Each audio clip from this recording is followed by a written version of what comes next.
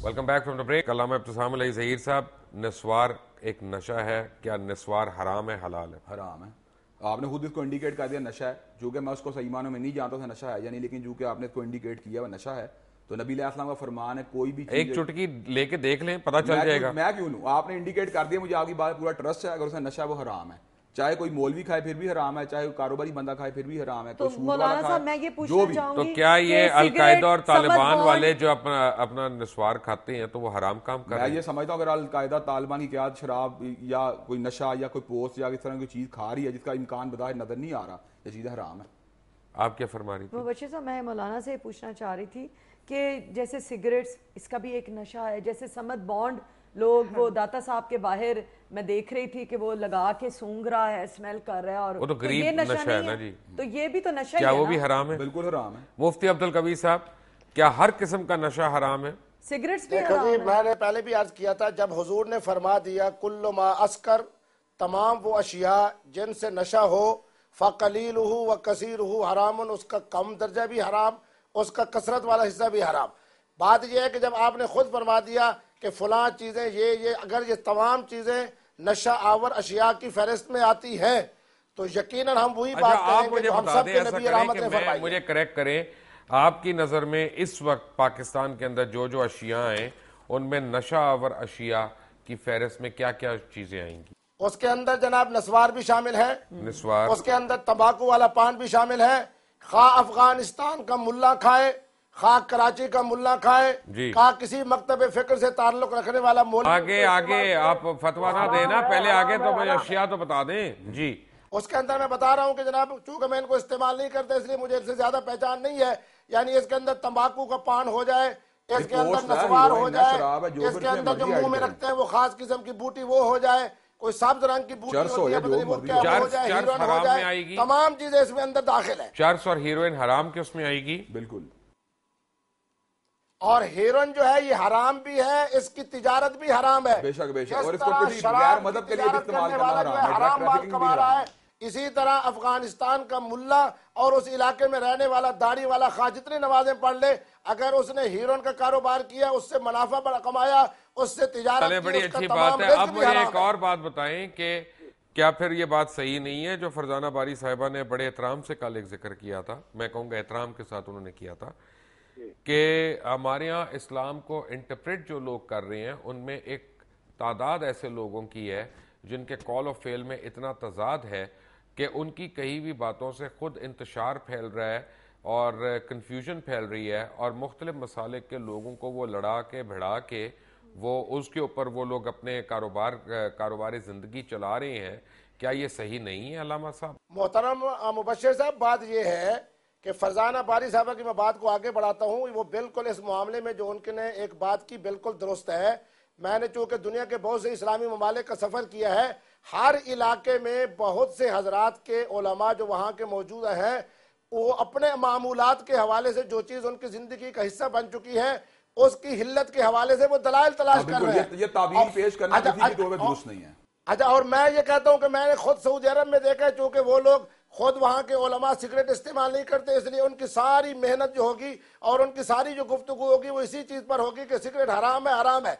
लेकिन मिस्र के उलमा और अरब ममालिक के जो दूसरे उलमा है जो कि वो बड़ी आज़ादी के साथ सिगरेट पीते हैं, इसलिए वो कभी फतवा नहीं देंगे कि सिगरेट हराम है। इसी तरीके पर हमारे जो कराची के उलमा है, चाहे वो जिस मकतब फिक्र से ताल्लुक रखते हैं, मेरा ताल्लुक तो चूंकि तमाम उलमा से है, उसमें अहल हदीस भी है, उसमें बरेलवी भी है, उसमें देवबंदी भी है, उसमें शिया भी है, तमाम बड़ी जुरत के साथ पान इस्तेमाल करते हैं और बड़ी लज्जत ले लेकर उस पान को खाते हैं।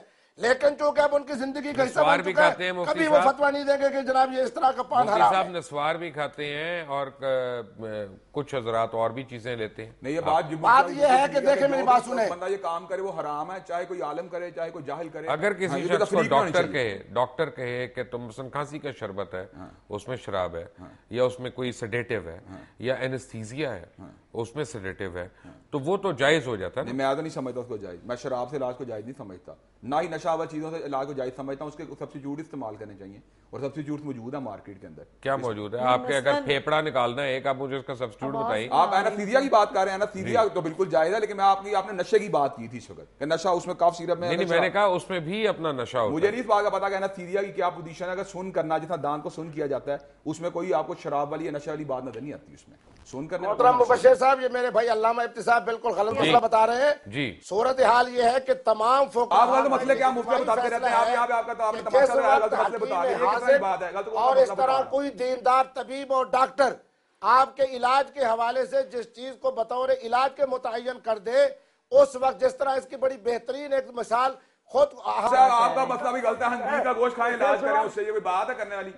आपने तो नया दीन बना लिया, आपको तो दीन की कोई बात याद ही गलत बयान करना शुरू हो गया। नहीं, मैं आपके सामने बुखारी शरीफ की हदीस पेश कर रहा हूं।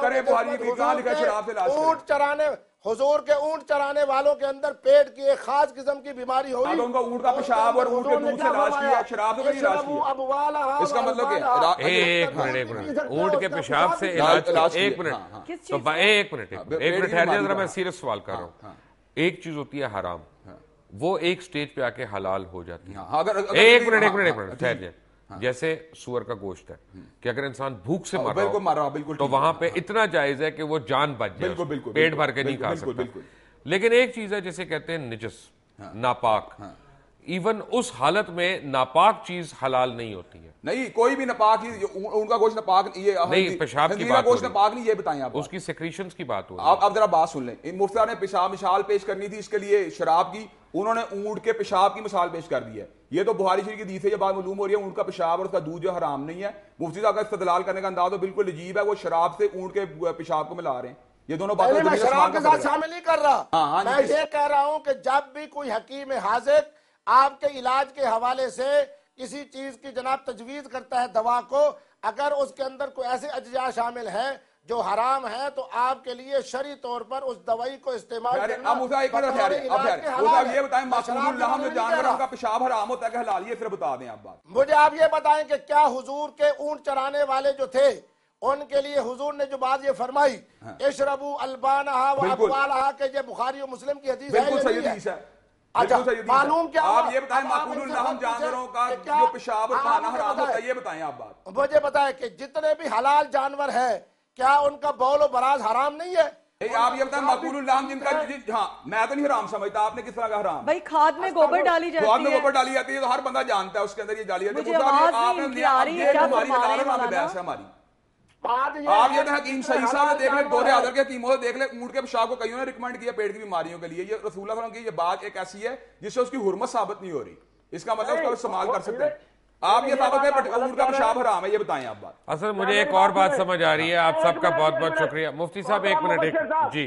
मोहतरम मुबश्शिर साहब, अल्लाह का कुरान कह रहा है, मिन बैन फरसन वदमिन लबनन खालिसन साइगल लिशारिबीन, कि इन हलाल जानवरों की तरफ देखो जिनके गोबर को मैंने नजस बनाया, जिनके ये तो आप आपने तबीर की है, लफ्जों में तो ये बात मौजूद नहीं, खालत को शामिल नहीं। आप ये बताएं, आपने तो लफ्जों के अंदर तबीर भी अंदर डाले, तबीर बताएं, लफ्जों में तबीर मौजूद नहीं है। हर हलाल जानवर का पेशाब भी पलीद है, उसका पखाना भी पलीद है। मेरी बहन ने बिल्कुल मेरी एक बात सुन ले। अच्छा ठहर जाए, ये प्राइम टाइम है, इसमें अपना एक हद तक ही हम जज्बाती हो सकते हैं। मुफ्ती अब्दुल कवी साहब आपका बहुत बहुत शुक्रिया। फरजाना बारी साहब आपका भी शुक्रिया। अल्लामा इब्तिसाम अलैहि ज़हीर और समीना खावर याद साहब आपका बहुत बहुत शुक्रिया। लेकिन एक बात मैंने कहनी है कि मुझे मुफ्ती अब्दुल कवी और अल्लामा इब्तिसाम अलैहि ज़हीर की बात से जो बात समझ आई है वो ये आई है कि हमारे जो बेसिक बिलीफ्स हैं या बेसिक प्रैक्टिसेस जो है मुख्तलिफ मसालिक की, उनमें बड़ी शिद्दत से इख्तलाफ राय पाया जाता है। और जो फरजाना बारी ने एक बहुत पहले शुरू में बात की थी इज्तिहाद की, मेरा ये ख्याल है कि अब एक ऐसा वक्त आ चुका है हमारे अंदर कि हमें इज्तिहाद बड़ी शिद्दत से करना पड़ेगा और बेसिक और एलिमेंट्री चीज़ों से इज्तिहाद हमें शुरू करना पड़ेगा अपना, ताकि हमारी आने वाली नस्लें जो हैं उनके आगे तहकीक भी हो, उनके आगे फतावा भी हों और उनके आगे एक एजुकेटेड रिस्पॉन्सेस भी हों जो उनके सवालात हो सकते हैं। दूसरी बात जो बड़ी सादा है और बड़ी वाज़ेह है कि इसमें सही या गलत तो नहीं हम कह सकते, हराम या हलाल तो नहीं कह सकते, लेकिन अगर कोई शख्स जानबूझकर कोई नशा आवर चीज़ इस्तेमाल कर रहा है तो उसको चाहिए कि उसको तर्क करे, और उसको चाहिए कि दूसरों को तलकीन करने से पहले अपने गिरबान के अंदर ज़रूर झांक ले। मुझे ये नहीं पता कि उसकी मजहबी कॉनोटेशन क्या होगी, लेकिन इखलाकी कॉनोटेशन ये है कि जो काम इंसान खुद करता हो उससे दूसरे को मना करने पे वो पाबंद नहीं है। अंटिल द नेक्स्ट टाइम, अल्लाह हाफ़िज़।